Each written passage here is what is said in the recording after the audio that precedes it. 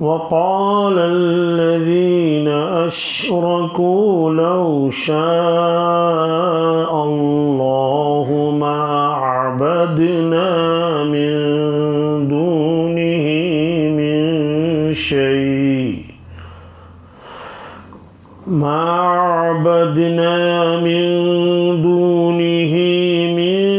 شيء نحن ولا آباؤنا ولا حرمنا من دونه من شيء كذلك فعل الذين من قبلهم فهل على الرسل إلا البلاغ المبين ولقد بعثنا في كل أمة رسولا أن اعبدوا الله واجتنبوا الطاغوت فمنهم من هدى الله ومنهم من حقت عليه الضلالة فسيروا في الأرض فانظروا كيف كان عاقبة المكذبين إن تحرص على هداهم فإن الله لا يهدي من يضل وما لهم من ناصرين وأقسموا بالله جهد أيمانهم لا يبعث الله من يموت بلى وعدا عليه حقا ولكن أكثر الناس لا يعلمون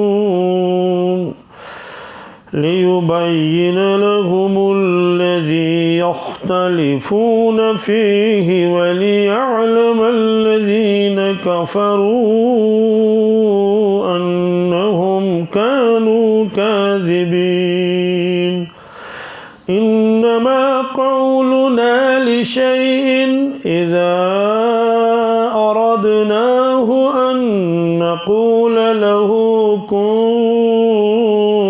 فيكون صدق اللہ العظیم۔ یہ سورہ نحل کا 5واں رکوع ہے، آیت نمبر 24 ہے۔ اس سے پہلے یہ مضمون آیا تھا کہ جب مکہ شریف میں کوئی شخص آتا تھا اجنبی تو وہاں کے لوگوں سے معلوم کرتا تھا کہ یہاں ایک شخص ہے اور اس نے نبوت کا دعویٰ کیا ہے، آپ ان کے بارے میں کیا کہہ رہے ہیں؟ کیونکہ آپ یہیں کے رہنے والے ہیں، آپ جانتے ہوں گے ان کو۔ تو کفار کہتے تھے کچھ بھی نہیں، ان کے اوپر جو کتاب نازل ہوئی ہے ان کے بقول، اس میں تو کہانیوں کے سوا کچھ رکھا نہیں ہے، بس کچھ کہانیاں وغیرہ ہے اور کچھ نہیں، اساطیر الاولین ہیں۔ تو وہ بدظن ہو جاتے تھے۔ بہت سارے لوگ کہتے تھے کہ اب ان سے ملنے کی ضرورت نہیں ہے۔ اللہ تعالیٰ فرماتے ہیں کہ انہوں نے مکر و فریب کے بڑے بڑے محل بنائے تھے، آخر میں نے ان سبوں کے اس مکر و تدبیر کے محلات کو کیا کر دیا؟ ختم کر دیا۔ اور اس سے پہلے بھی انبیاء علیہ السلام کے ساتھ لوگوں نے ایسا ہی معاملہ کیا، تو حصی عذاب بھی ان پر آ گیا کہ مکانات گر گئے، اس کی آواز تھوڑا کم کر لیں، چھتیں گر گئی، زمین بوس ہو گئے اور وہ سب ختم ہو گئے۔ پھر فرمایا تھا اللہ تبارک تعالیٰ نے کہ جب ایمان والوں سے وہ ملتے ہیں، کسی بھی ایمان والے سے تو اس سے کہتے ہیں کہ اس شخص کے اوپر کیا نازل ہوا ہے، کیسی کتاب ہے وہ کہتے تھے قالوا خیرا، کہتے ہیں سبحان اللہ کیا کہنے اس کے، وہ تو خیر و برکت کی کتاب ہے، اور اس کی تعریفیں کرتے تھے، پھر اپنی حالت بتاتے تھے کہ ہم پہلے کیا تھے اور اب کیا ہیں، سب بتاتے تھے۔ تو بہرحال اس کے بعد فرمایا اب جب مرنے کا وقت ہوگا اور حقیقت سامنے آئے گی تو جو بھی آدمی مرتا ہے وہ اس وقت اسلام قبول کرنا چاہتا ہے، اور وہ کہتا ہے کہ میرا جو نظریہ تھا وہ سب غلط تھا، لیکن اس وقت اس کا ایمان قبول نہیں ہے۔ اب محشر کا میدان ہوگا تو وہاں بھی وہ معافی تلافی کرنا چاہیں، لیکن ان کو موقع نہیں دیا جائے گا، اور حکم ہوگا کہ فادخلوا ابواب جہنم خالدین فیہا فلبئس مثوی المتکبرین، کہ جہنم کے دروازوں میں داخل ہو جاؤ اور یہ تکبر کرنے والوں کی بری جگہ ہے۔ اور اس کے بعد فرمایا کہ یہ جو ایمان والے تھے اور وہ کہتے تھے قالوا خیرا، ان کے لیے دنیا میں بھی بھلائی ہے اور آخرت میں بھی ان کے لیے بھلائی ہے۔ دنیا میں ان کے اللہ تعالیٰ ان کی رضامندی ان کو حاصل ہو گئی اور ایمان والے بن گئے، حقیقی انسانیت ان کے اندر آ گئی، اور آخرت میں ان کے لیے بہت بہترین گھر ہے، جنات ہیں، باغات ہیں، ان کے نیچے نہریں جاری ہوں گی، اور جو ان کا جی چاہے وہ ان کو مل جائے گا۔ ہر اللہ سے ڈرنے والے یہی بدلہ ہے۔ اور فرمایا کہ جب ان کو مرنے کا وقت جب آ گیا تو اس وقت جو ہے فرشتے ان کے پاس آئے تو پاکیزگی کی حالت میں فرشتوں نے ان کی روح قبض کر لی، طیبین، یعنی ان کے عقائد بھی پاک تھے، ان کے اعمال بھی صاف و پاک تھے، ان کے دل بھی پاک تھے۔ تو پھر انہوں نے کہا سلام علیکم ادخلوا الجنت بما کنتم تعملون، تم پر سلامتی ہو، جاؤ جنت میں ان اعمال کے بدلے میں، یہ اعمال آپ کو اس کا جو ہے وہ سبب بن گئے جنت میں داخل ہونے کا، جاؤ۔ پھر اللہ تعالیٰ نے بطور تعجب کے یہ فرمایا تھا کہ یہ لوگ آخر اتنا سمجھانے کے باوجود ایمان کیوں نہیں قبول کرتے ہیں؟ فرمایا کیا ان لوگوں کو انتظار ہے کہ فرشتے آ جائیں یا اللہ کا کوئی حکم آ جائے تو اس وقت یہ ایمان قبول کریں گے؟ تو عذاب کے فرشتے آ گئے بہت ساری قوموں کے پاس، تو انہوں نے اس وقت کہا تھا کہ ہم ایمان لائیں گے، لیکن ان کا ایمان قبول، اللہ فرماتے ہیں کیا اہل مکہ بھی ان کو اسی کا انتظار ہے ان کو۔ برابر فرمایا اللہ تعالیٰ نے آخر میں وما ظلمهم اللہ ولکن کانوا انفسهم یظلمون، اللہ تبارک تعالیٰ نے ان لوگوں پر ظلم نہیں کیا، البتہ ان لوگوں نے اپنے اوپر خود ظلم کیا اللہ کی نافرمانی کر کے۔ پھر کیا ہوا؟ فَأَصَابَهُمْ سَيِّئَاتُ مَا عَمِلُوا، جو اعمال انہوں نے دنیا میں کیے تھے برے برے اعمال، اور ان کا بدلہ ان کو بھگتنا پڑا۔ اور جس چیز کا وہ مذاق کرتے تھے، قیامت کا مذاق اور مرنے کے بعد دوبارہ زندہ ہونے کا مذاق، یہ جس کا مذاق کرتے تھے تو اس عذاب نے ان کو گھیرے میں لے لیا۔ آج کے رکوع میں اللہ تعالیٰ فرماتے ہیں کہ جب ان سے کہا جاتا تھا کہ تم کفر شرک مت کرو اور یہ چیزیں اللہ تعالیٰ کو پسند نہیں ہیں، تو وہ جواب میں کہتے تھے کہ اگر اللہ تعالیٰ چاہتا ہم کو یہ کام کرنے ہی نہیں دیتا، اگر یہ چیزیں بری ہوتی، ہاتھ پکڑ کے اللہ تعالیٰ فرماتے نہیں میں ناراض ہوں ان چیزوں سے۔ وقال الذین اشرکوا لو شاء اللہ ما عبدنا، تو مشرکین نے کہا اگر اللہ تعالیٰ چاہتا تو ہم عبادت نہیں کرتے من دونہ، اللہ کے علاوہ، من شیء، کسی چیز کی، نحنو، نہ ہم کرتے، ولا آباؤنا، نہ ہمارے آباء و اجداد کرتے، ولا حرمنا من دونہ من شیء، اور ہم کسی چیز کو حرام قرار نہیں دیتے۔ معلوم یہ ہوا کہ ہم جو کر رہے ہیں اللہ تعالیٰ کو یہ پسند ہے، اگر ناپسند ہوتا تو ہم کو کرنے نہیں دیتا، پکڑ لیتا ہم کو۔ اسی طرح سے جن چیزوں کو ہم نے حرام کیا ہے تو ہم ان کو حرام ہی نہیں کرتے، اللہ تعالیٰ حرام نہیں مانتے نہیں۔ حرام کن چیزوں کو کرتے تھے؟ بہت سی چیزوں کو انہوں نے حرام قرار دیا تھا، اور اس کی نسبت وہ کرتے تھے دین ابراہیمی کی طرف، کس کی؟ کہ یہ ابراہیم علیہ السلام کے دین میں حرام تھا اور اپنے کو آپ کہتے تھے ہم ملت ابراہیمی پر ہیں، اس کا جواب اللہ تعالیٰ نے فرمایا کہ میں نے ان چیزوں میں سے کسی چیز کو انسانوں کے اوپر حرام نہیں کیا، اس کا دودھ استعمال کر سکتے ہیں، اس کا گوشت استعمال کر سکتے ہیں اور ان کے اوپر سواری بھی کر سکتے ہیں، یہ سب چیزیں یہ سورہ مائدہ میں ہے۔ ما جعل اللہ من بحیرۃ ولا سائبۃ ولا وصیلۃ ولا حام ولكن الذین کفروا یفترون علی اللہ الکذب واکثرهم لا یعقلون۔ اللہ تعالیٰ فرماتے ہیں میں نے بحیرہ کو اور سائبہ کو اور وسیلے کو اور حام کو میں نے ان کو حرام نہیں کیا، اور ولیکن لوگ جو ہے وہ یہ اللہ پر جھوٹ باندھتے ہیں کہ اللہ نے ان چیزوں کو حرام کیا ہے، اور اکثر لوگ عقل ہی نہیں رکھتے ہیں۔ سوال یہ کیا کیا چیز ہے یہ بحیرہ اور سائبہ؟ یہ اصل میں مختلف نام ہیں۔ زمانے جاہلیت میں مشرکین نے ان جانوروں کو یہ نام رکھے تھے۔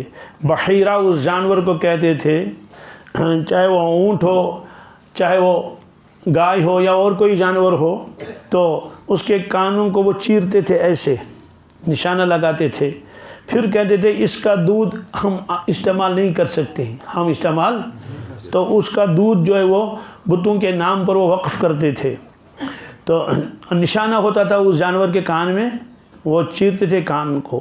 سائبہ یہ ایک اور جانور تھا، اس کو آزاد چھوڑ دیا جاتا تھا کہ اس پر سواری نہیں کر سکتے، کوئی بھی اونٹ ہو کچھ بھی ہو، اور جو یہ بالکل آزاد ہے، تو یہ بتوں کے نام پر چھوڑ دیا جاتا تھا۔ تو وسیلہ اس اونٹنی کو کہتے تھے کہ جو لگاتار اتنے مادہ بچے جنے، بھائی اب اس کو ہم استعمال نہیں کر سکتے ہیں، نہ اس پر بوجھ ڈال سکتے ہیں، نہ اس پر سواری کر سکتے ہیں۔ اسی طرح سے حام یہ ایک اونٹ کا نام رکھا تھا۔ تو بہرحال خلاصہ یہ ہے کہ یہ مشرکین کہتے تھے کہ اگر اللہ تبارک تعالیٰ کو ہمارا شرک ناپسند ہوتا تو ہمیں روک لیتا، ہمیں وہ کرنے نہیں دیتا، زبردستی کر لیتے، یہ مت کرو، میں اس سے ناراض ہوں۔ اور جو چیزیں ہم نے حرام کر رکھی ہیں، اگر یہ اللہ تعالیٰ نے حرام نہیں کی ہوتی، ہم نے کی، تو اللہ تعالیٰ کو اختیار ہے، وہ ہم کو پکڑ لیتا کہ بھائی یہ چیزیں میں نے حرام نہیں کی ہیں، زبردستی کہتے پی لو اس کا دودھ، زبردستی ان سے کہتے کہ ان سے کام لے لو۔ تو اس لیے یہ لوگ کہتے تھے کہ اگر اللہ تعالیٰ چاہتا، یہ کہیں گے وہ۔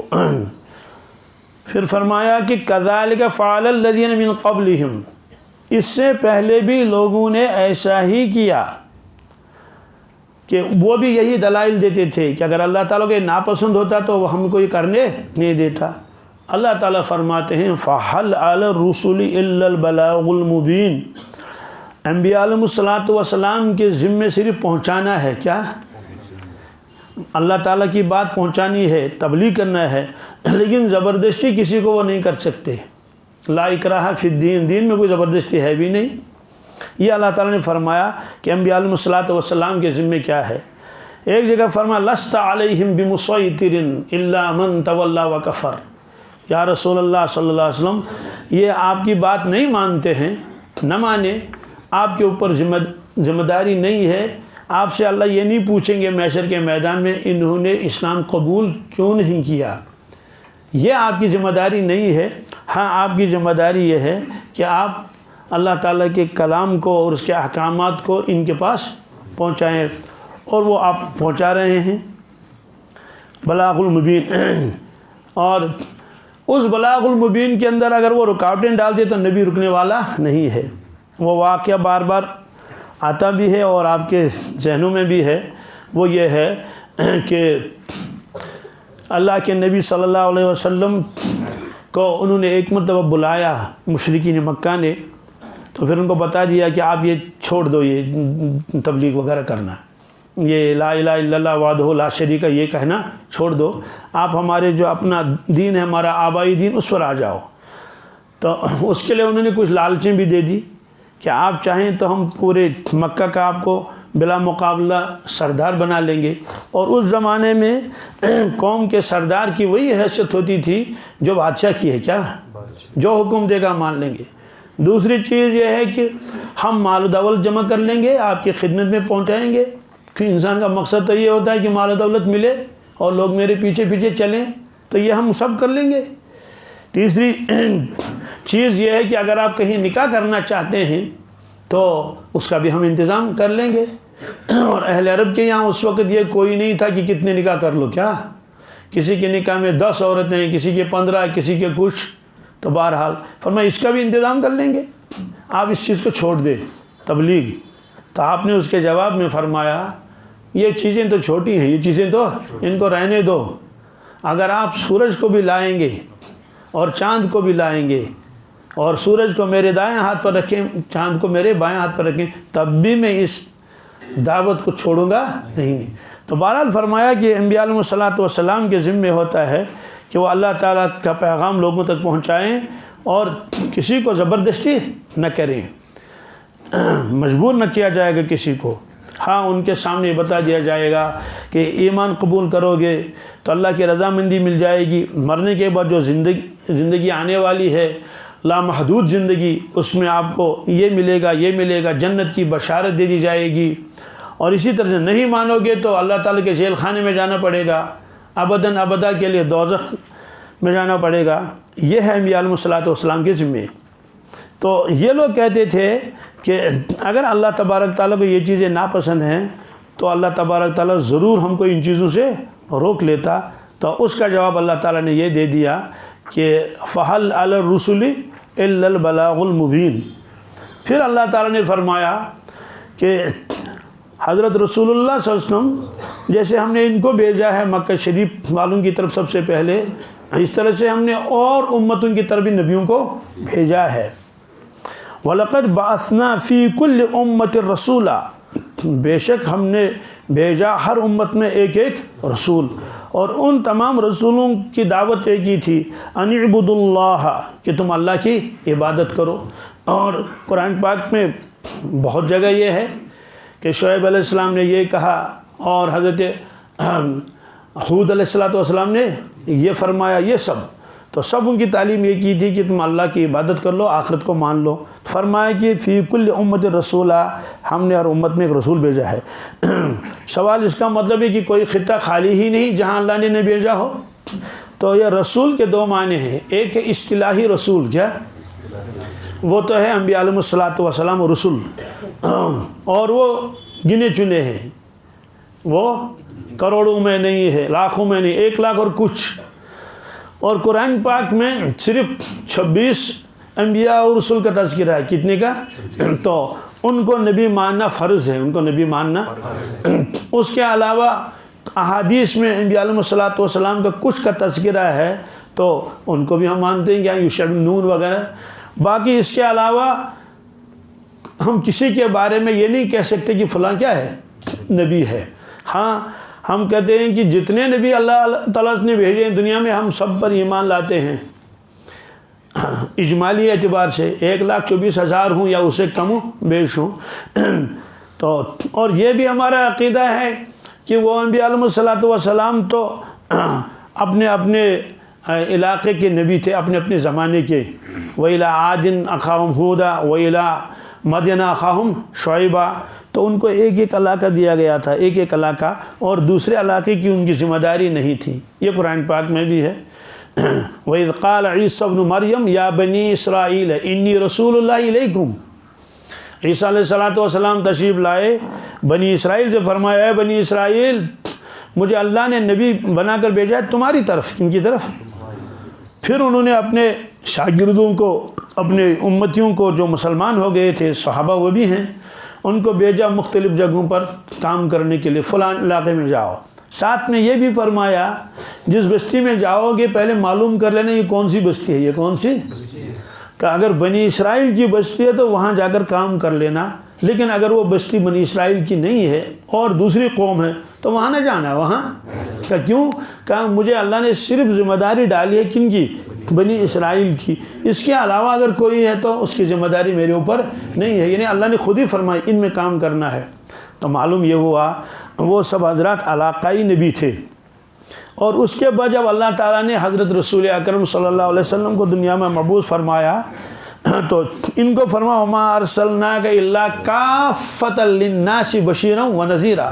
کافۃ للناس کا مطلب یہ ہے کہ کائنات میں جتنے بھی انسان ہیں وہ مشرق میں ہوں یا مغرب، جنوب شمال کہیں بھی ہوں، ان تمام کی طرف ہم نے آپ کو بھیجا ہے نبی بنا کر بشیرا و نذیرا۔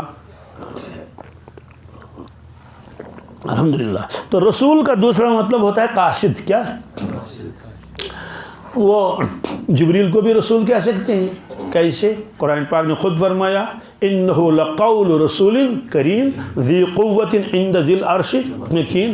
اللہ نے خود فرمایا رسول ہیں، اور ان رسولنا یکتبون، کہ قرآن پاک نے فرمایا کہ ہمارے فرشتے لکھ رہے ہیں، تو ان کے لیے رسول کا لفظ استعمال ہوا۔ تو رسول کا اصل مطلب ہے کہ قاصد، پیغام پہنچانے والا۔ اللہ کے نبی صلی اللہ علیہ وسلم نے یمن کی طرف 2 صحابوں کو بھیجا، ایک تھے حضرت ابو موسیٰ اشعری رضی اللہ تعالیٰ عنہ، دوسرے تھے حضرت معاذ بن جبل رضی اللہ تعالیٰ عنہ۔ تو دور تک ان کے ساتھ تشریف لے گئے اور نصیحتیں کرتے رہے۔ پر دیکھو یسرا ولا تعسرا وبشرا ولا تنفرا، فرمایا دیکھو وہ نو مسلم ہیں، کیا ہیں؟ وہاں جاؤ گے تو ان کو بشارت دے دینا۔ کیا دینا؟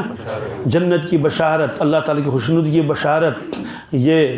اور ولا تنفرا، تم متنفر نہ کرنا، کیا مطلب ان کو بشارت سنا لو کہ تم اسلام قبول، انہیں اسلام قبول کر لیا، اعمال کی دعوت دے دو، ترغیب دے دو ان کو، اور نرمی کے ساتھ ان کو سمجھاؤ وغیرہ ذالک۔ یسرا، دیکھو آسانی کا معاملہ کرنا، کیا؟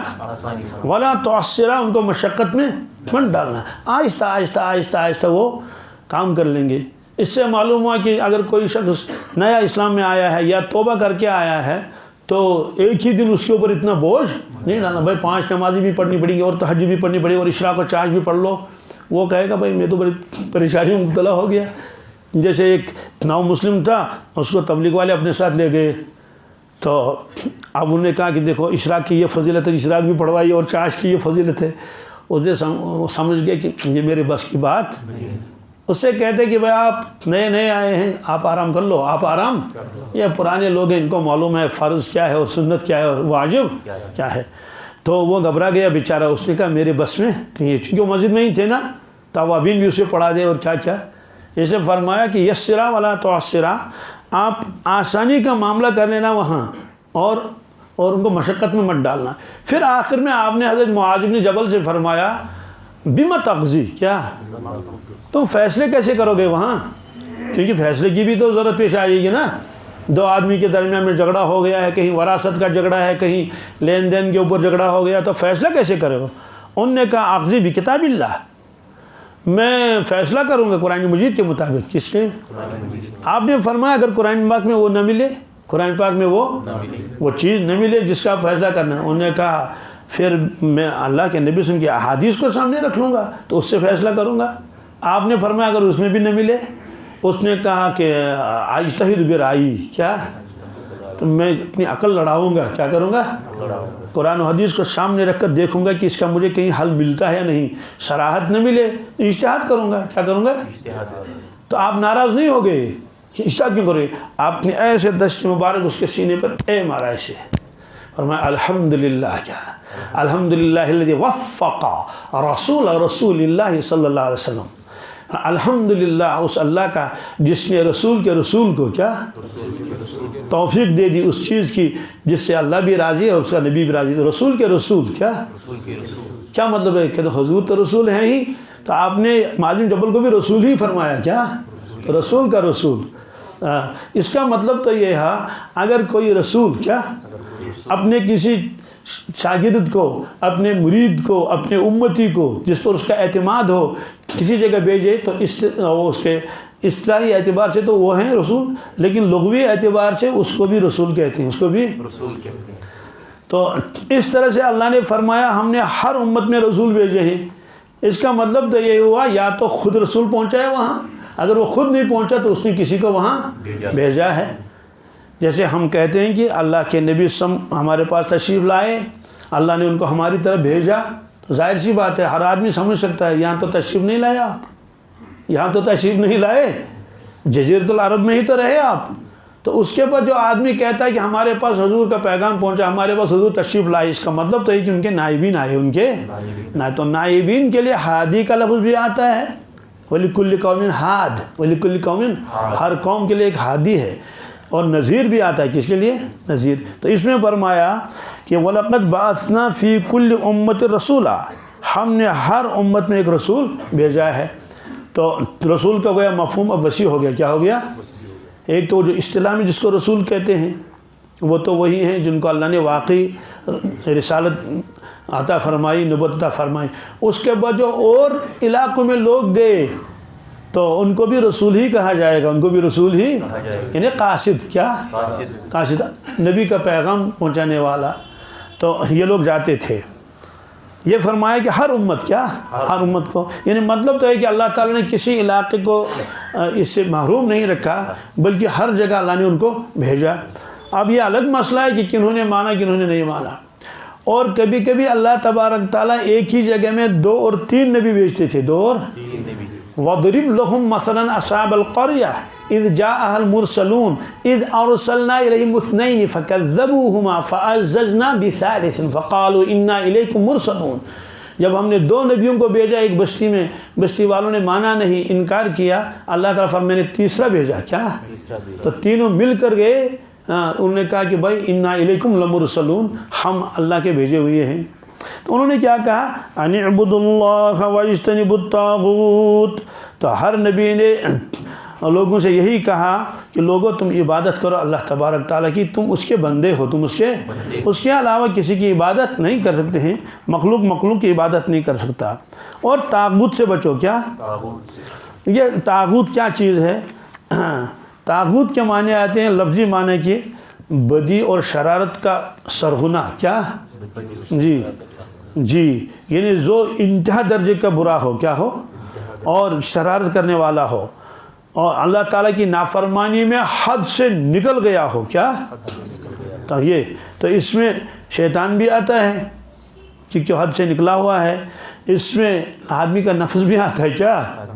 یہ بھی ایک طاغوت ہے کیونکہ وہ اس کو گناہوں کی طرف لگاتا ہے، اس کو نفس امارہ کہتے ہیں، وما ابرئ نفسی وما ابرئ نفسی ان النفس لامارۃ بالسوء۔ اس میں جادوگر بھی آتے ہیں، کیا؟ حد سے نکلے ہوئے ہیں۔ بہرحال یہ ہے، اس سے فرمایا کہ ان تمام چیزوں سے بچو، ان اعبدوا اللہ واجتنبوا الطاغوت۔ پھر فرماتے ہیں فمنہم من ھدی اللہ، ان میں کچھ ایسے لوگوں میں سے اللہ نے جن کو ہدایت دی، کیا دے دی؟ ومنہم من حقت علیہ الضلالہ، اور کچھ ایسے بھی ہیں جن کے اوپر گمراہی ثابت ہو گئی۔ کیوں؟ اللہ تعالیٰ زبردستی نہیں کرتے، اگر زبردستی کریں گے سب کو کلمہ پڑھوائیں گے نہیں، تو زبردستی نہیں کرتے ہیں۔ اذان ہو گئی، کیا؟ زبردستی کسی کو نہیں کریں گے، بات سمجھ آ گئی؟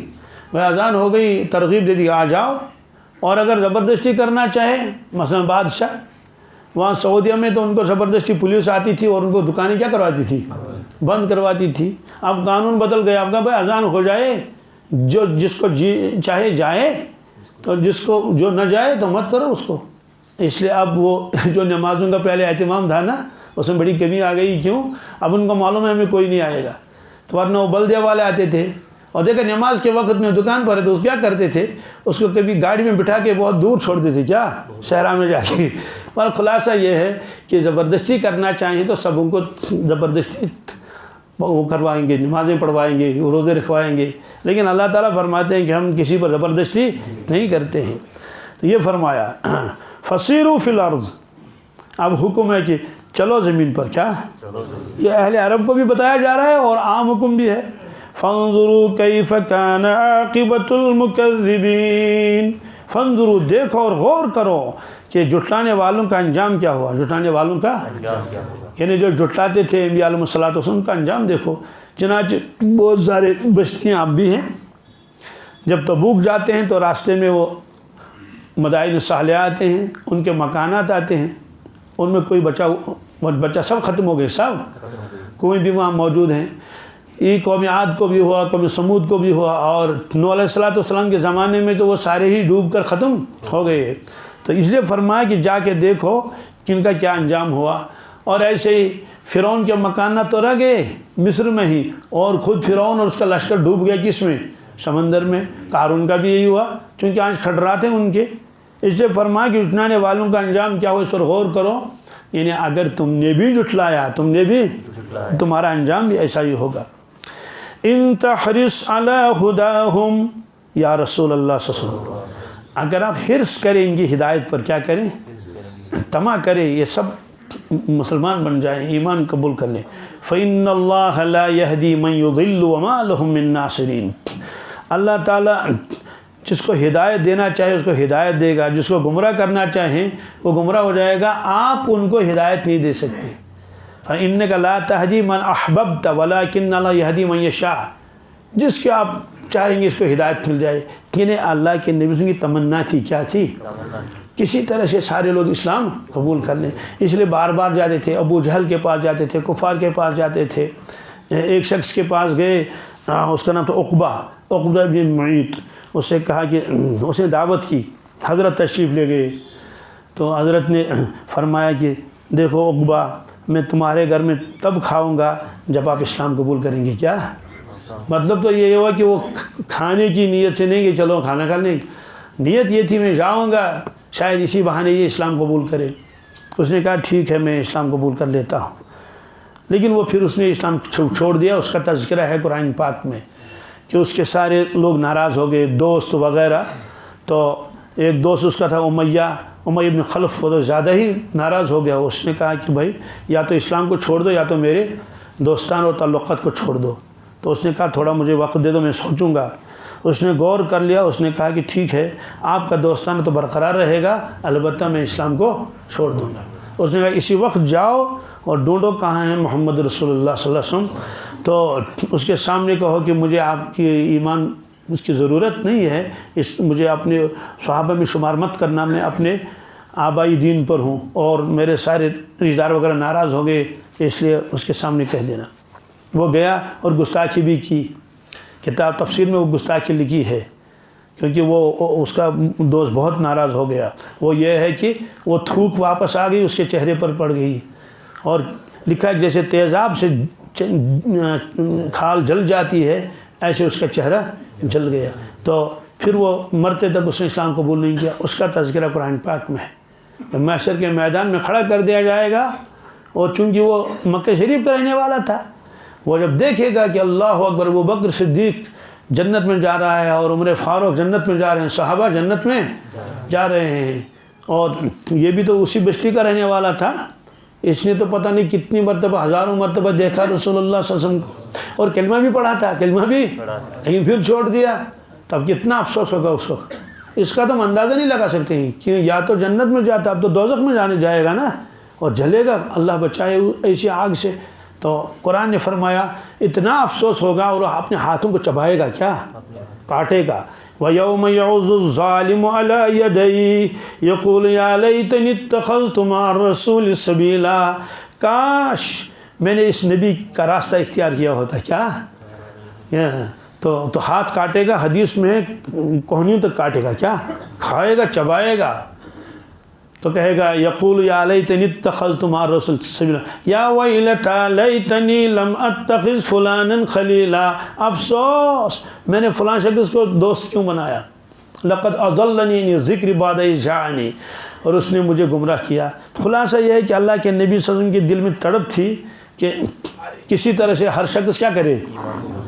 تو ایک پہلوان آیا اللہ کے نبی صلی اللہ علیہ وسلم کی خدمت میں، اسے کہا کہ اے محمد صلی اللہ علیہ وسلم، اگر آپ میرے ساتھ کشتی کریں گے اور مجھ کو کشتی میں پچھاڑیں گے تو میں بھی اسلام قبول کروں گا۔ اس کا جواب تو تھا کہ بھائی اللہ تعالیٰ نے مجھے اس کے لیے نہیں بھیجا ہے، آپ میری تعلیمات میں دیکھ لو، میرے کمالات دیکھو، یہ ساری چیزیں، لیکن آپ نے سمجھا چلو اگر یہ اسی بہانے اسلام میں داخل ہونے میں ہمارا کچھ نقصان۔ اس کے ذہن میں یہ تھا کہ میں عرب کا سب سے زیادہ مضبوط پہلوان ہوں اور مجھے کوئی ہراتا نہیں ہے، تو ایک بہانہ کیا تھا، آپ نے فرمایا بسم اللہ، کیا اب اس کے بعد جب کشتی ہوئی تو منٹ بھی نہیں نکلا اس کو، آپ نے اس کو گرا دیا، پچھاڑ دیا، لیکن لکھا کتابوں میں آہستہ پچھاڑا، کیا کہیں اس کی ہڈیاں نہ ٹوٹ جائیں۔ وہ حیران ہو گیا یہ کیا بات ہے، تو وہ کیونکہ وہ تو بہت موٹا تازہ تھا اور کیا کیا تھا، بہت کھاتا بھی تھا اور ورزش بھی کرتا تھا، پھر دوبارہ ہوا، حضرت نے پھر دوبارہ گرایا، کیا تو اب وہ حیران ہو گیا، اس نے کہا بس اب آخری مطلب ہے، کیا ہے، تو پھر آخری مطلب آپ نے پھر اس کو پٹا دیا، تو وہ حیران ہو گیا کہ اے محمد صلی اللہ علیہ وسلم آپ نے یہ کشتی کہاں سیکھی ہے، آپ نے فرمایا مجھے اللہ نے سب سکھایا. اللہ نے کتابوں نے 4000 آدمی کی طاقت تھی جسمانی. کتنے؟ رسول اللہ صلی اللہ علیہ وسلم 4000. تو رکانا کیا کرتا؟ آپ نے فرمایا چلو یہ بھی منظور ہے. یہ بھی خلاصہ یہ ہے کہ عجیب مطلب ایک تڑپ تھی آپ کے اندر کہ سب لوگ کیا کر لیں؟ اسلام قبول کر لیں. کوئی کیسی شرط رکھ لیتا تھا تو جائز حدود کے اگر ہے وہ تو وہ حضرت اس کو قبول فرماتے تھے. اور اتنا ہی نہیں، پھر تنہائی میں آ کر روتے بھی تھے قوم کے لیے. لوگ تکلیفیں پہنچاتے تھے، آپ دعائیں کرتے تھے اللہ مہدی قومی، یا اللہ میری قوم کو ہدایت دے، یہ مجھے جانتے نہیں ہے. تو قرآن پاک میں فرمایا کہ اللہ کے نبی صلی اللہ علیہ وسلم کو افسوس بھی ہوتا تھا. کیا؟ جی بہت افسوس ہوتا تھا. اتنا اللہ تعالیٰ بار بار فرماتے تھے آپ یہ کیا کر رہے ہیں؟ کیا؟ سورہ فاطر میں فرمایا فَلَا تَذْهَبْ نَفْسُكَ عَلَيْهِمْ حَسَرَاتٍ. یا رسول اللہ صلی اللہ علیہ وسلم ان کافروں کے اوپر افسوس کے مارے کیا آپ اپنی جان دے دیں گے؟ کیا آپ نہیں؟ ان اللہ علیم بما یصنعون، اللہ سب جانتے ہیں جو یہ کر لیتے ہیں. تو سورہ کہف میں فرمایا کہ ایسا لگتا ہے کیا کہ آپ اپنی جان عزیز کو ختم کریں گے ان کے پیچھے. فَلَعَلَّكَ بَاخِعٌ نَفْسَكَ عَلَىٰ آثَارِهِمْ إِن لَّمْ يُؤْمِنُوا بِهَٰذَا الْحَدِيثِ أَسَفًا. فَلَعَلَّكَ اس کا مطلب کہ ایسا لگتا ہے ایسا لعلک آپ باقی نفسک، باقی کے معنی آتے ہیں کسی چیز کو ختم کر لینا. کیا؟ یا گلا دینا. جیسے شمع جلتے جلتے شمع پگھل جاتا ہے نا، تو ترجمہ یہ بھی کر سکتے ہیں کیا اپنے آپ جان عزیز کو پگھلا دیں گے؟ کیا؟ علی آثارہم ان کے پیچھے پیچھے ان لم یؤمنوا بہذا الحدیث اگر یہ اس قرآن پر ایمان نہیں لائیں گے. اسفن کے ہم نے افسوس کرتے کرتے کیا اتنا افسوس کریں گے، اتنا افسوس آپ کو ہو رہا ہے یہ پڑھتے کیوں نہیں کلمہ. تو یہ اللہ تبارک تعالیٰ نے رسول اللہ صلی اللہ علیہ وسلم کی وہ کیفیت بیان فرمائی کہ آپ صلی اللہ علیہ وسلم کو کتنا افسوس ہوتا تھا. اور سورہ توبہ کے آخر میں اللہ نے فرمایا لَقَدْ جَاءَكُمْ رَسُولٌ مِّنْ أَنفُسِكُمْ عَزِيزٌ عَلَيْهِ مَا عَنِتُّمْ حَرِيصٌ عَلَيْكُمْ. حریصٌ لوگوں تمہارے پاس ایک عظمت والا رسول تشریف لایا ہے من انفسکم جو تمہارے اس میں سے ہیں، تمہیں میں سے ہیں، یعنی انسان ہیں. کیونکہ وہ یہ بھی کہتے تھے کہ جو فرشتہ کیوں نہیں ہے، کیا فرشتہ آنا چاہیے. اس کا تذکرہ آگے ہے آیت میں.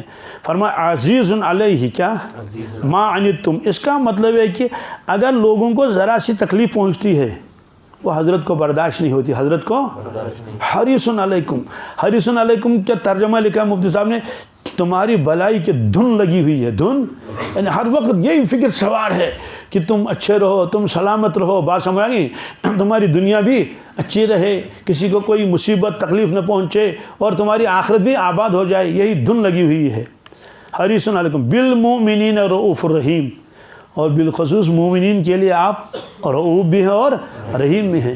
یعنی انتہا درجے کے مہربان، انتہا درجے کے شفیق. تو پھر اللہ نے فرمایا کہ آپ اتنے حریص ہیں اس چیز کے اوپر، یعنی اتنے تمنا ہے آپ کو، طمع ہے. فَإِن تَوَلَّوْا کیا اگر یہ لوگ پھر بھی نہیں مانیں گے فَقُلْ حَسْبِيَ اللَّهُ کیا کہہ دینا بس میرے لیے اللہ ہی کافی ہے. لا الہ الا ہو، اس کے علاوہ کوئی معبود نہیں ہے. علیہ توکلت وہو رب العرش العظیم، اسی پر میں نے بھروسہ کیا اور عرش عظیم کا پروردگار ہے. تو اللہ تبارک تعالیٰ نے آپ کی اس کیفیت کو قرآن پاک میں کئی جگہ نقل فرمایا. تو یہاں بھی فرمایا اللہ تعالیٰ نے ان تحرس علی ہداہم، اگر آپ کتنا تمنا کریں گے ان کے ہدایت کے اوپر کہ سب اسلام قبول کریں، سب اسلام جی سب جنت میں جائیں. فرما دیں گے بہرحال یہ امتحان گاہ ہے. کیا ہے؟ آپ کی تمنا بالکل صحیح ہے، لیکن اللہ تعالیٰ کسی کو زبردستی داخل کریں گے ایسا نہیں ہے. اب جب ان سے کہا جاتا تھا کہ مرنے کے بعد دوبارہ زندہ ہونا ہے تو وہ قسمیں کھاتے تھے کہ دوبارہ زندہ نہیں ہونا، دوبارہ زندہ. وَأَقْسَمُوا بِاللَّهِ جَهْدَ أَيْمَانِهِمْ، اور نے قسمیں کھائیں اللہ کی اور اپنے قسموں کو پختہ کیا. کیا کیا؟ مضبوط. تو ایک صحابی ایک مشرک کے پاس گئے، باتوں میں کہنے لگے کہ بھائی آخرت میں پھر وہ ہوگی، جنت ہوگی. تو اس نے قسمیں کھا کر کہا میں قسم کھا کر کہتا ہوں مرنے کے بعد دوبارہ زندہ ہونا نہیں ہے. یہ تو ایسے ہی فریب ہے. یہ آج تک کون زندہ ہوا اور آپ زندہ ہو جائیں گے؟ ایسے ایک صحابی جو وہ لوہاری کا کام کرتے تھے، تو عاص بن وائل ایک مشرک تھا، تو اس کے پاس اس کے پیسے تھے، کوئی تیر کمان وغیرہ وہ لے گیا تھا ادھار، تو یہ صحابی اس کے پاس گئے، کہنے لگے پیسے دے دیجئے، کیا؟ تو اس نے کہا کہ ہے تاکہ دی میں کیا مذاق کیا اس کے ساتھ، یعنی مطلب تو یہ ہے کہ آپ کہتے ہیں کہ دوسرا عالم بھی ہے، وہاں پہنچ کر وہاں دے دیں گے، وہاں چکا دیں گے، انہیں نہیں دیا، تو مذاق کرتے تھے بات بات پر۔ تو اللہ تعالیٰ یہی فرماتے ہیں، یہ قسمیں کھاتے تھے، لا یبعث اللہ من یموت، اللہ تبارک تعالیٰ کسی کو زندہ نہیں کرے گا جو مر گیا، کیونکہ کسی کو زندہ ہوتے ہوئے دیکھا ہی نہیں تھا۔ اور کبھی کبھی ایسا کہتے تھے، حل ادلکم علی رجل ینبئکم اذا مزقتم کل ممزق انکم لفی خلق جدید، اجنبی انسانوں کا ہاتھ پکڑ کر لاتے تھے، آؤ ہم آپ کو ایک شخص سے ملائیں گے، وہ کہتا ہے کہ دوبارہ زندہ ہونا ہے، کیا کہتے اچھا دوبارہ زندہ ہونا ہے، کون ہے وہ شخص، آؤ ہم دکھائیں، تو ہاتھ پکڑ کے کہتے تھے یہ ہے وہ صاحب محمد صلی اللہ علیہ وسلم۔ دیکھتے افطرا علی اللہ کذبا ام بہ جنہ، کہتے ہیں کہ یا تو یہ شخص نعوذ باللہ من ذالک جھوٹ بول رہا ہے، کیا یا تو نعوذ باللہ من ذالک کیا ہے، کوئی دماغی کمزوری ہے اس لیے ایسی باتیں کر رہا ہے، تو ماننے کے لیے تیار نہیں تھے۔ ایک شخص تو ایک قبرستان سے پرانی ہڈی لے کر آیا حضور صلی اللہ علیہ وسلم کی خدمت میں، قرآن پاک میں قال من یحیی العظام وہی رمیم، کہنے لگا کون زندہ کرے گا اس ہڈی کو، یہ تو بوسیدہ ہو چکی ہے۔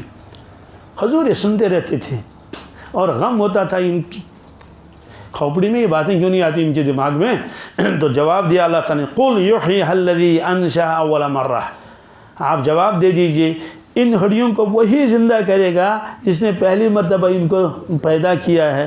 جب پہلی مرتبہ پیدا کیا اللہ تعالیٰ نے، جب کوئی مادہ ہی نہیں تھا، تب جب پیدا کیا، اب تو کچھ نہ کچھ موجود ہے، اب تو کچھ اب کیا مشکل ہے؟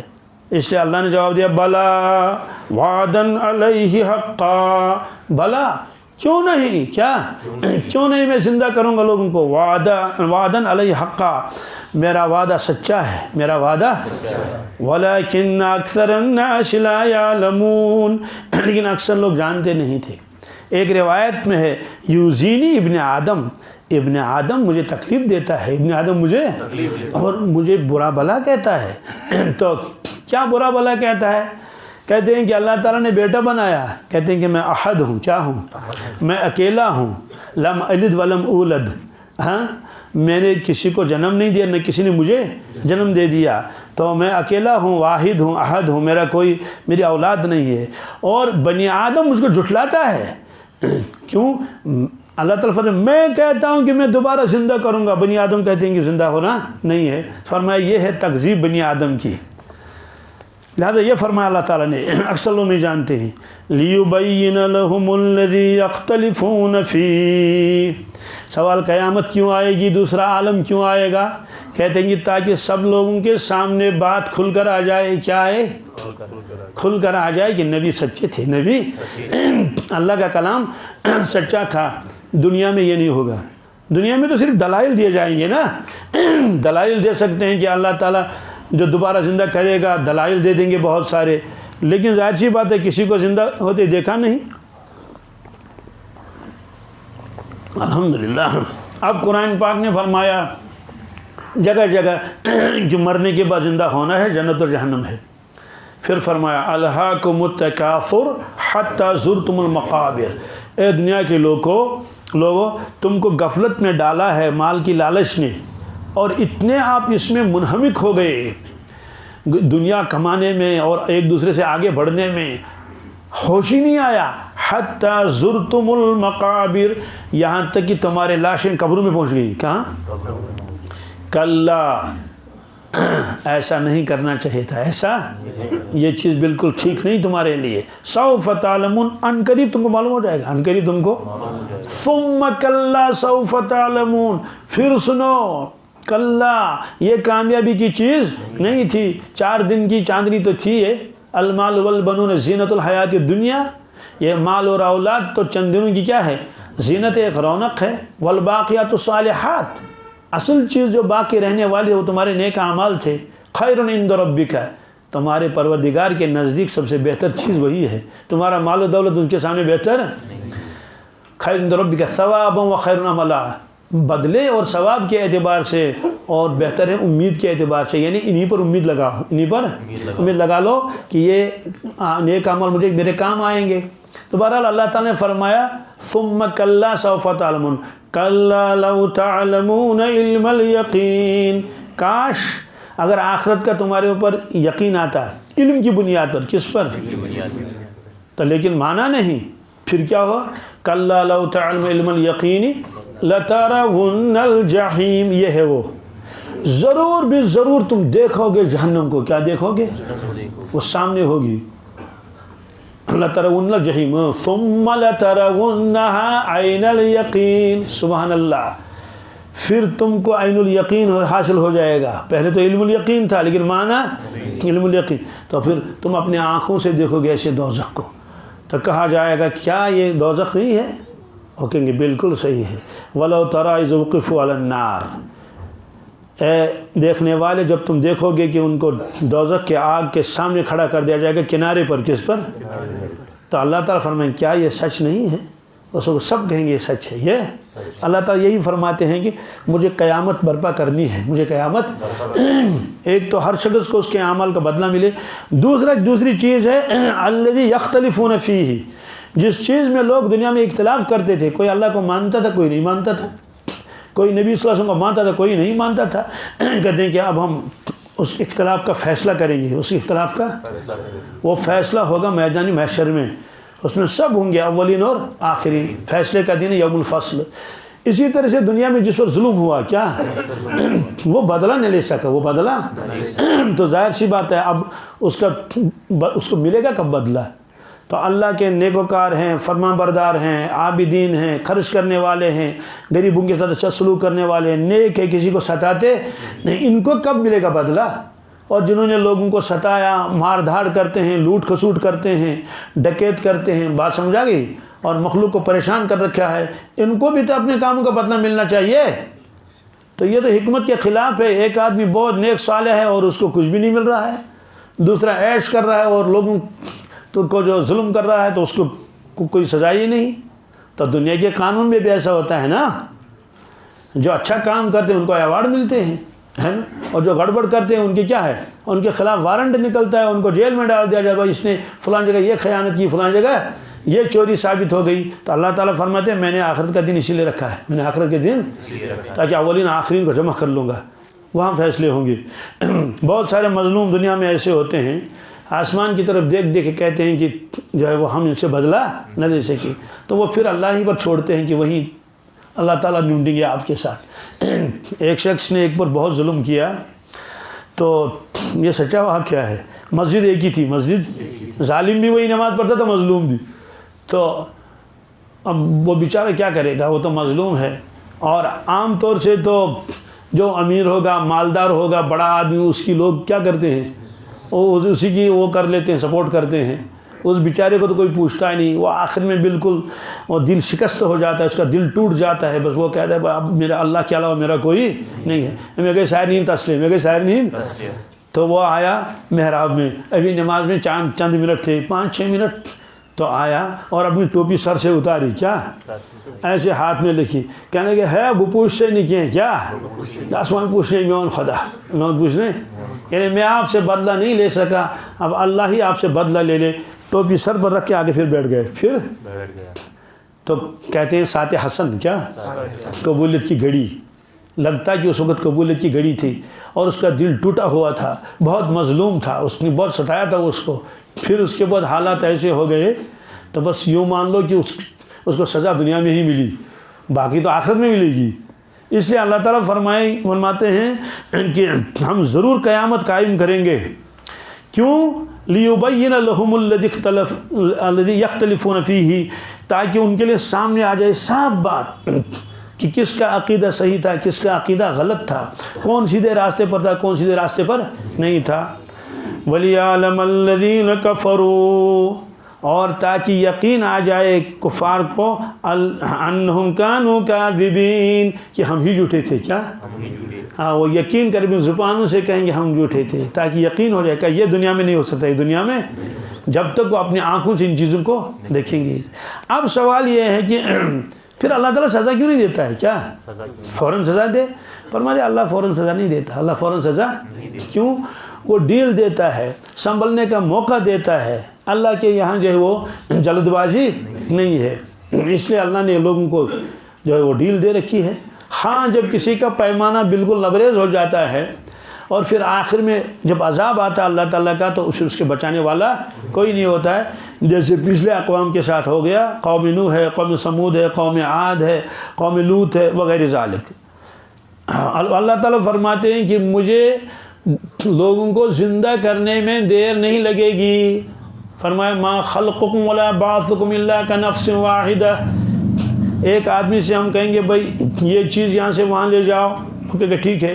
ہزاروں چیزیں ہم نے کہا یہ اٹھا لو، کہتے ہیں یہ تو میرے بس میں کروں گا لیکن آہستہ آہستہ. کیا پہلے ایک اٹھا لیا، پھر دو، پھر تین، پھر چار، یہی تو کہیں گے نا.